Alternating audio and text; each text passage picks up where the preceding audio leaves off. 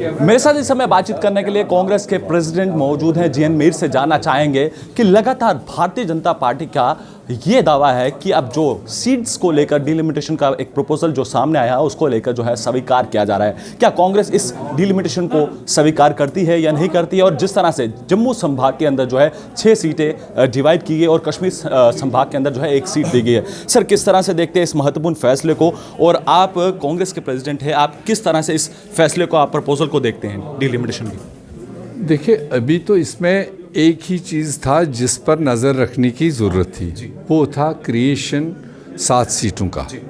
बाकी तो रिजर्वेशन 10% एसटीज़ को देना था, उसमें सब जम्मू कश्मीर ने वेलकम किया है। एससीज़ की ऑलरेडी 7 सीटें हैं, वो कोई नई बात नहीं है।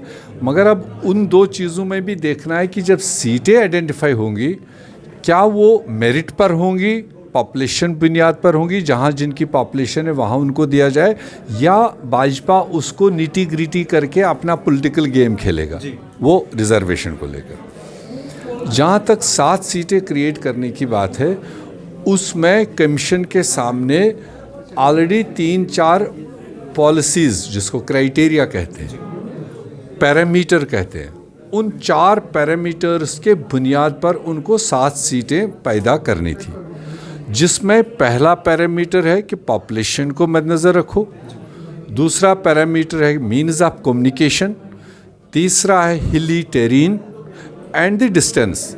अगर कोई बड़ा एरिया है कंपेयर टू दूसरी सीट, उसको वो देख सकते हैं।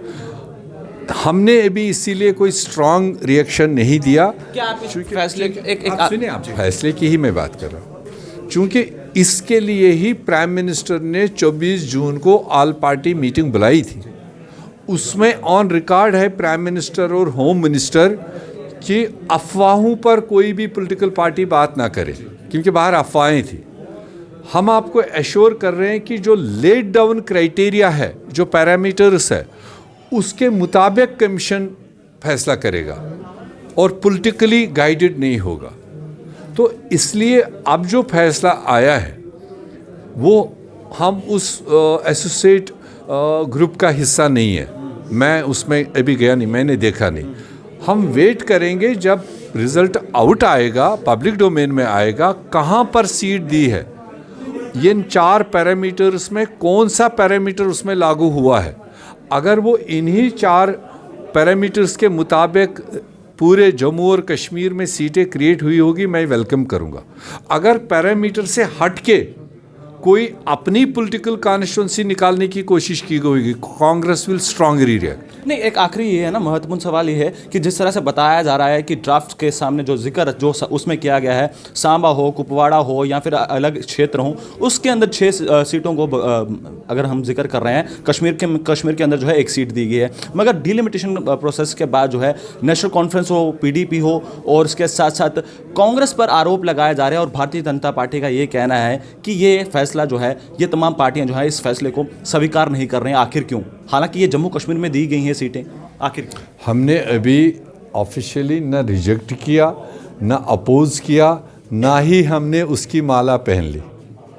इसलिए कांग्रेस पर तो कोई पार्टी नहीं कह सकती है, क्योंकि हम जानते हैं देश कैसे चलाया जाता है, इंस्टीट्यूशंस कैसे काम करते हैं, और प्राइम मिनिस्टर की दी हुई एश्योरेंस जब रिज़ल्ट आउट होगा, जब हम पढ़ेंगे, हम देखेंगे, उसके बाद अगर उन पैरामीटर्स पर है, definitely we will welcome at that time.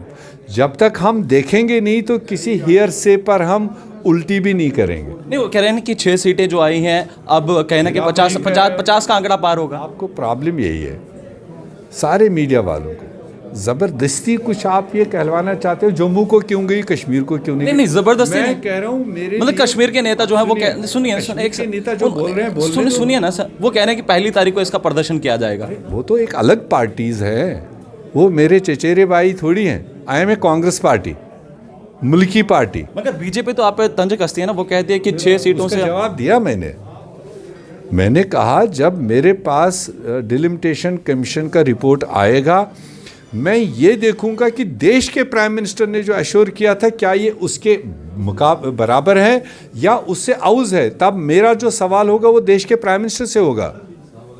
ये पंजू शुशु को हम जवाब नहीं देते हैं, क्योंकि देश के प्राइम मिनिस्टर ने ऑल पार्टी मीटिंग बुलाई इस सब्जेक्ट के लिए। उन्होंने एश्योर किया कि कमीशन अपने दिए हुए जो पैरामीटर्स है उसके मुताबिक फैसला करेगा। अब अभी मैं सोच ही नहीं सकता हूँ कि वो पैरामीटर उसमें लागू हो रहे हैं या नहीं हो रहे हैं। जब मेरे पास रिपोर्ट आएगा मैं देखूंगा, अगर वो एग्जैक्टली इन 4 पैरामीटर्स के हिसाब से सीटें निकली होगी, मैंने कह दिया आई विल वेलकम।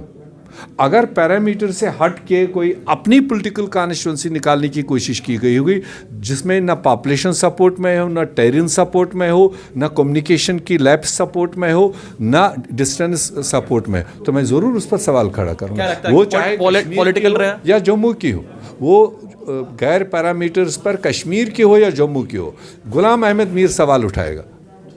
मगर आने तो दो, अभी मेरे पास कोई ड्राफ्ट ही नहीं, मैं क्या समझ सकता हूँ कि ये सही या गलत है। खाका ही नहीं हमारे पास, मैपिंग ही नहीं हमारे पास। इतने को लेकर हम कहें कि जम्मू को 6 और 1 हो सकता है वो उनकी उसमें सियासत हो, तो मगर कांग्रेस पार्टी कंप्लीट रीड करने के बाद, समझने के बाद, डिस्कस करने के बाद क्या सही है क्या गलत है उसको आपके सामने चलिए, रखें। बहुत बहुत शुक्रिया। तो इनका यही कहना है कि अगर इस ड्राफ्ट को पहले जो है वो देखा जाएगा और निश्चित तौर पर जो है उस पर जो है फैसला दिया जाएगा। अगर जम्मू कश्मीर के हित के लिए होगा तो उसको स्वीकार करेंगे, वरना अपोज किया जाएगा। तब तक के लिए आप बने रहे JK 24/7 के लिए। कैमरा पर्सन दीपक कुमार के साथ जम्मू से, धन्यवाद।